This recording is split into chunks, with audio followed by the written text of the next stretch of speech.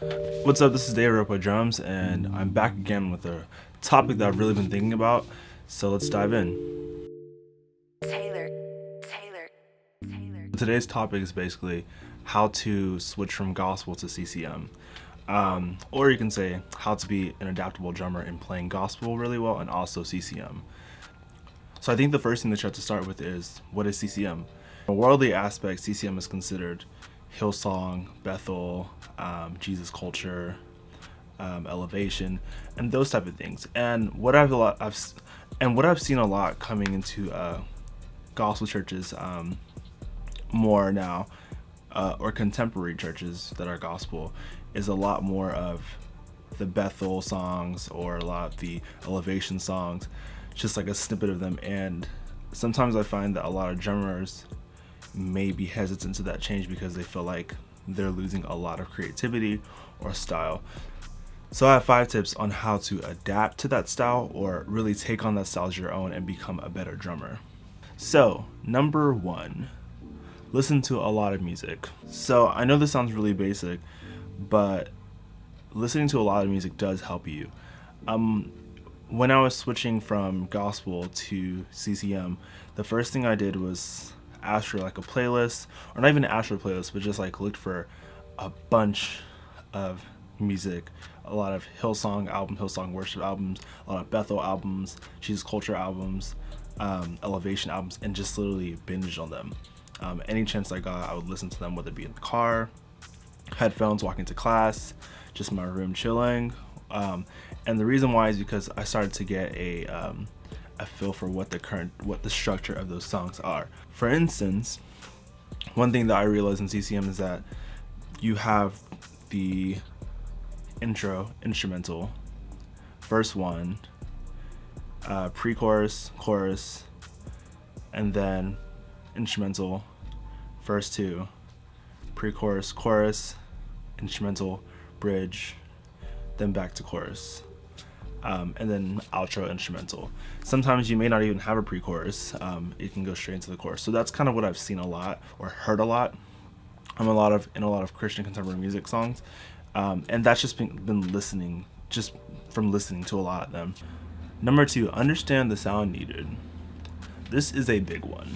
And the reason why I say it's a big one is because when I'm talking about sound, I'm not just talking about the way you play. I'm talking about equipment, the gear, sticks, maybe. I don't know if that's a big one, but just like every little detail is different from gospel to CCM.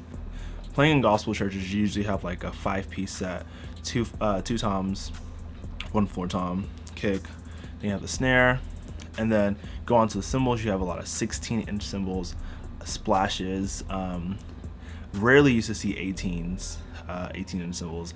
You have the nice ride, a lot of bright cymbals also. But it's a big difference when you come to contemporary music because you have the like a 12-inch rack tom usually, 14-inch floor tom, 16-inch floor tom. Sometimes you may even have a 16-inch floor tom, 18-inch floor tom.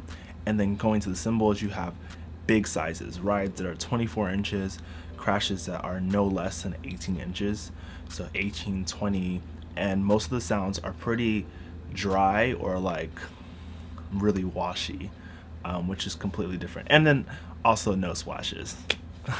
So that really scares a lot of people. But when you look at the music, you start to understand that the sound needed for these songs, whether it be like your church going into just touching the border of CCM, whether it be like some Bethel songs like Great Are You Lord, or some elevation songs like Here's in Heaven, those type of songs, you start to realize that the tom sounds are very tuned low or tuned loosely. The snare's a bit fatter and not as tight as a gospel snare. And the reason why is because it kind of just blends in with the music. So that's one thing you realize when you start playing contemporary music. Number 3, learn your placement of grooves and fills. When I say this is a big one, this is probably one of the most important on the list. The reason why I say this is because we all know the gospel chops, the fills, triplets, 6 struck rolls, the rudiments can go on for days. But The reason why this is important is because when you get to contemporary music, the fills are very linear, single pedal fills, and that does scare a lot of gospel drummers. You have fills that you usually play on a Sunday. My thing is that I'm not gonna go with the stereotype and say that every gospel drummer has no pocket, because a lot of gospel churches have so much pocket. But my thing is that there's a certain stylistic of things that you may do, whether it be like a really quick hi-hat fill that you may do in a groove, and what you start to realize is that you can't do that same thing in contemporary music. The fills are very pre-thought, they're not in the moment. And to go to an even deeper level of it, on a spiritual level, don't do anything. I always heard this quote from Marvin McQuitty: don't play anything. You shouldn't want to play anything that could distract someone from their worship. And realistically, you are the loudest in the house. You are the biggest thing people see on stage sometimes. You set the groove, you set the tempo, you set the build. And if you do something ridiculous of a fill, like a 6-stroke fill in a worship song that is very basic, or like in What a Beautiful Name on a build, you just do like a ridiculous fill, you tend to like catch the audience like, whoa. And you never know that could be for a personal gain of like, you're actually doing a good job, but really it could just be snapping someone out of their worship. So be very cautious of that. Number 4, dynamics and builds. This is really important as well, because contemporary music is really just about the way you build and dynamics.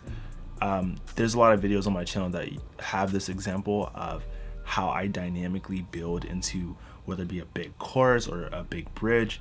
It's so important because literally everyone is depending on you to get from point A to point B.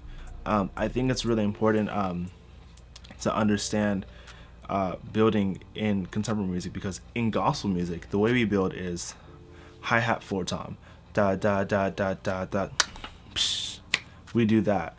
And what you have to understand is that when you get into contemporary music, you have this, it's a completely different type of build. Ride, snare, and you have the same thing, but dynamically it's completely different. Really, there's like an elephant in the room when a gospel drummer starts to play contemporary music. No one really explains, hey, this is how you actually build at all. If you would like to see more examples, I have lots of videos on my YouTube channel. And number 5, last point but not the least, probably the most important point or tip I've given out of this list, is really to be yourself. Don't change who you are. And I say this because you don't want to lose your originality from switching from one genre to another genre. There's a word I use in the beginning of this video, and it's adaptability.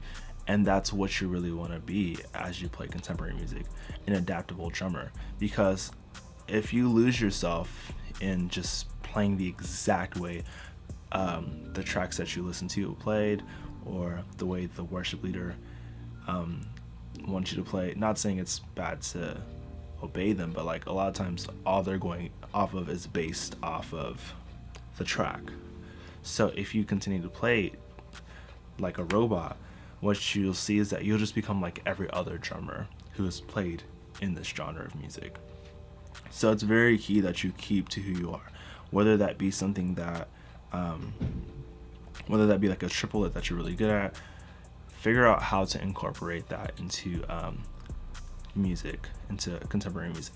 One thing I noticed about myself is that when I started playing contemporary music, there's a lot of things that I did, a lot of chops that I did, a lot of crazy stuff I did in the beginning that people used to look at me like, what are you doing?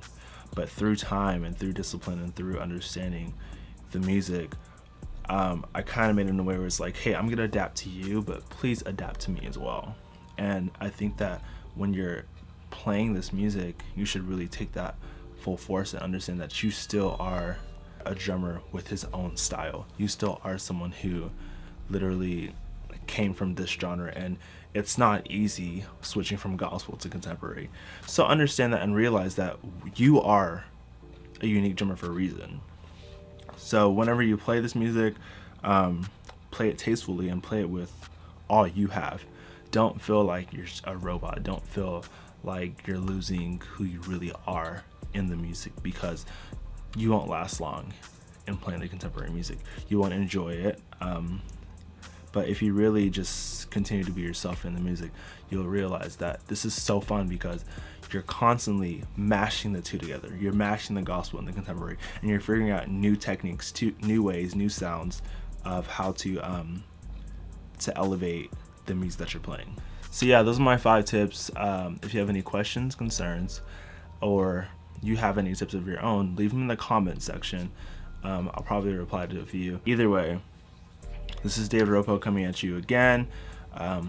Like, subscribe, look at my old videos, do something, because I have a lot of examples of what I talked about in this video.